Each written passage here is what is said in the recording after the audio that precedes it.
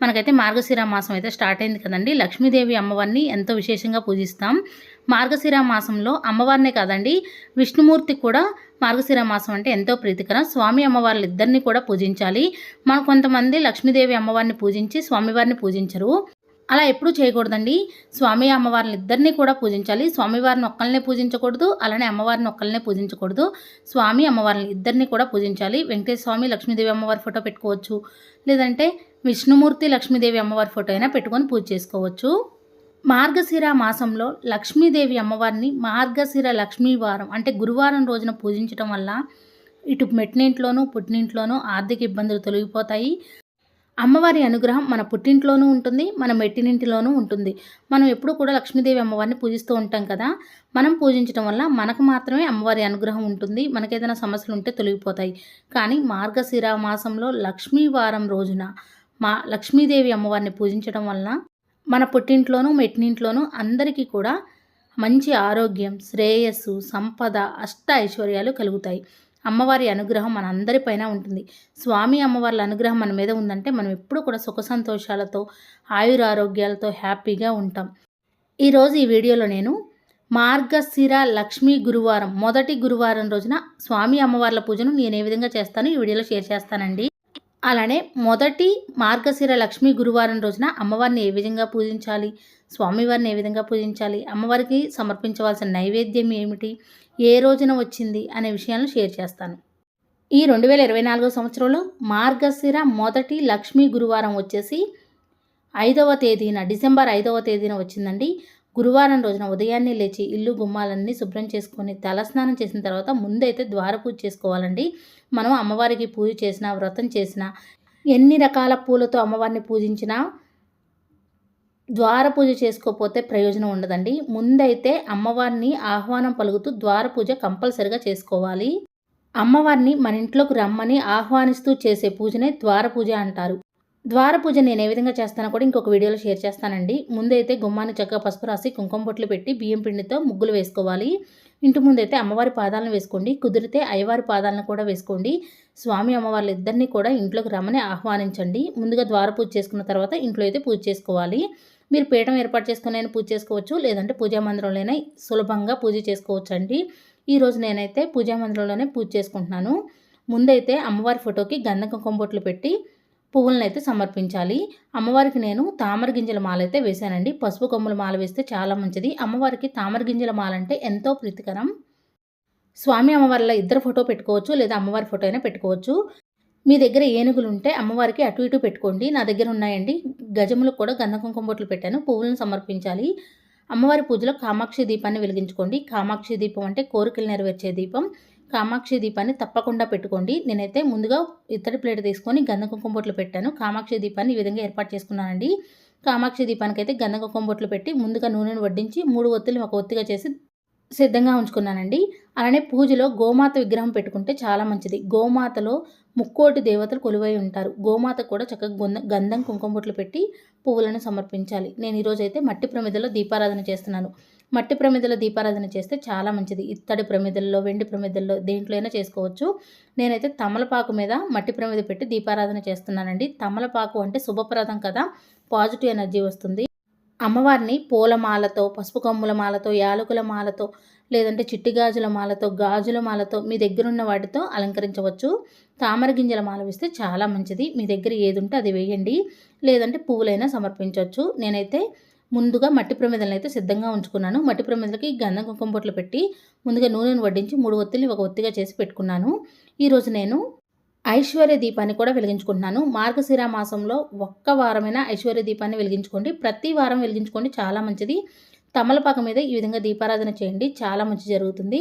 మనం నిండు నూరేళ్ళు కూడా సౌభాగ్యంతో ఉంటాం. ముందైతే ఏకహారతి అయితే నేను దీపారాధన వెలిగించానండి. దీపం సాక్షాత్తు పరబ్రహ్మ స్వరూపం కాబట్టి దీపం దగ్గర 2 అక్షంతలు పూలు పెట్టి నమస్కారం చేసుకున్నాను. ముందుగా మనం ఏ పూజ చేసినా విఘ్నాలు కలగకుండా ఉండటానికి గణపతి పూజ చేసుకుంటాం కాబట్టి స్వామివారికి పసుపు, కుంకుమ, గంధం, అక్షంతలు, పువ్వులు అన్నీ సమర్పించాలి. వినాయక స్వామి శ్లోకం లేదా పాటలు పాడుకుంటూ స్వామివారి అష్టోత్తరం చదువుకుంటూ పువ్వులతో, అక్షంతలతో పూజ చేసుకోవాలి. వినాయక స్వామికి గరికంటే ప్రీతికరం. మీ దగ్గర గరిక ఉంటే స్వామివారికి సమర్పించండి, చాలా మంచిది. పిల్లలకైతే మంచిగా చదువు రావాలంటే స్వామివారికి గరిక సమర్పించండి. సపరేట్‌గా పీఠం ఏర్పాటు చేసుకుంటే మాత్రం వినాయక స్వామి విగ్రహం కానీ, ఫోటో కానీ లేదా పసుపు కణితినైనా పెట్టుకొని స్వామివారికి పసుపు, కుంకుమ, గంధం, అక్షింతలు, పువ్వులు అన్నీ సమర్పించిన తర్వాత ప్రసాదం పెట్టి హారతి ఇచ్చి నమస్కారం చేసుకోవాలి. నేను పూజా మందిరంలోనే చేసుకున్నాను కాబట్టి ముందైతే స్వామివారి దగ్గర పూజ అయితే చేసుకున్నాను. తర్వాత ఏకహారతితో కామాక్షి దీపాన్ని అయితే వెలిగించానండి. అగరబత్తితో అయినా వెలిగించవచ్చు. శ్రీమాత్రే నమః అనుకుంటూ కామాక్షి దీపాన్ని వెలిగించుకోవాలి. కామాక్షి దీపం వెలిగించిన తర్వాత మన మనసులోని కోరికని తలుచుకొని కామాక్షి దీపానికి దండం పెట్టుకోవాలి. శ్రీమాత్రే నమః అనుకుంటూ కామాక్షి దీపం దగ్గర చిట్టి గాజులతో అయితే పూజ చేసుకున్నాను. తర్వాత నేను చిన్న వెంకటేశ్వర స్వామి విగ్రహం ఉంటే పెట్టుకున్నానండి. స్వామివారి అష్టోత్తరం అలానే గోవిందనామాలను చదువుకుంటూ వెంకటేశ్వర స్వామికి ఎంతో ప్రీతికరమైన తులసి దళాలను సమర్పించండి. చాలా మంచిది. నేనైతే ₹1 కాయిన్స్ అలానే అక్షంతలతో అయితే పూజ చేసుకున్నాను. పువ్వులతో, అక్షంతలతో, తులసి దళాలతో పూజ చేసుకోవచ్చు. తర్వాత లక్ష్మీదేవి అమ్మవారి దగ్గర కూడా పూజ చేసుకుంటున్నాను. అమ్మవారి అష్టోత్తరం చదువుకుంటూ లేదా ఫోన్లో వినుకుంటూ కూడా పూజ చేసుకోవచ్చు. నేనైతే అమ్మవారి అష్టోత్తరం చదువుకుంటూ చిట్టి గాజులతో అయితే పూజ చేసుకున్నాను. మంగళకరమైన వస్తువులు చిట్టి గాజులు, గోమతి చక్రాలు, గవ్వలతో పూజ చేసుకోవచ్చు. నేనైతే ఈ రోజున అమ్మవారికి ఎక్కువగా మంగళకరమైన వస్తువులతోనే పూజ చేసుకుంటున్నాను. చిట్టి గాజులతో, గోమతి చక్రాలతో, గవ్వలతో అయితే పూజ చేసుకున్నానండి. లేదు అంటే పువ్వులతో, అక్షంతలతో కూడా పూజ చేసుకోవచ్చు. పసుపు కొమ్ములతో కూడా పూజ చేసుకోవచ్చు. ₹1 కాయిన్స్తో కూడా అమ్మవారి దగ్గర అష్టోత్తర పూజ అయితే చేసుకోవచ్చు. లలితా సహస్రనామం అలానే లక్ష్మీదేవి అమ్మవారి అష్టోత్తరం చదువుకోవచ్చు. లేదంటే శ్రీమాత్రే నమః అనుకుంటూ అమ్మవారి దగ్గర పువ్వులతో, అక్షంతలతో పూజ చేసుకోవచ్చు. 108 సార్లు చదువుకుంటూ పూజ అయితే చేసుకోవచ్చు. కావాలంటే ఫోన్లో పెట్టుకొని చేసుకోవచ్చు. కనకదార స్తోత్రం, లలితా సహస్రనామం చదువుకుంటూ అమ్మవారి దగ్గర చక్కగా పూజ అయితే చేసుకోవచ్చు. కుంకుమార్చన అయితే తప్పకుండా చేసుకోండి. మార్గశిర మాసంలో అమ్మవారి దగ్గర కుంకుమార్చన చేసుకుంటే చాలా మంచిదండి. అలానే ఐశ్వర్య దీపాన్ని తప్పకుండా వెలిగించుకోండి. ఐశ్వర్య దీపం అంటే ఉప్పు దీపం అండి. ఒక ప్రమిదను తీసుకొని ఆ ప్రమిదకి పసుపు రాసి ఆ ప్రమిదలో కల్లుప్పు వేయాలి. కింద పడకుండా వేసి ఆ కల్లుప్పు మీద పసుపు, కుంకుమ, గంధం వేసి నార్మల్గా మనం దీపం ఎలా వెలిగిస్తామో అలా 2 ప్రమిదలను తీసుకొని ప్రమిదకి గంధం, కుంకుమ బొట్లు పెట్టి ముందుగా నూనెను వడ్డించి 3 ఒత్తులను ఒక ఒత్తిగా చేసి వేసుకోవాలి. తర్వాత అగరబత్తితో కానీ ఏకహారతితో కానీ వెలిగించుకోవాలి. నేనైతే ఐశ్వర్య దీపాన్ని వెలిగించుకున్నానండి. ఐశ్వర్య దీపాన్ని వెలిగించుకోవడం వల్ల మన ఇల్లంతా కూడా పాజిటివ్ ఎనర్జీతో నిండి ఉంటుంది. కల్లుప్పు మన ఇంట్లో ఉన్న నెగిటివ్ ఎనర్జీ మొత్తాన్ని లాగేసుకొని మనకి పాజిటివ్ ఎనర్జీని ఇస్తుంది. మన ఇంట్లో ఉన్న ఆర్థిక ఇబ్బందులన్నీ తొలగిపోతాయి. ఐశ్వర్య దీపం వెలిగించుకోవడం వల్ల మనకి అమ్మవారి అనుగ్రహం తప్పకుండా కలుగుతుంది. విష్ణు సహస్రనామం చదువుకోండి, చాలా మంచిది. శ్రీరామ రామ రామేతి రమే రామే మనోరమే సహస్రనామ తత్తుల్యం రామనామ వరాణనే. ఇది 3 సార్లు చదివారనుకోండి. ఈ శ్లోకం చదివితే విష్ణు సహస్రనామం చదివితే ఎంత ఫలితం వస్తుందో అంత ఫలితం వస్తుందంట.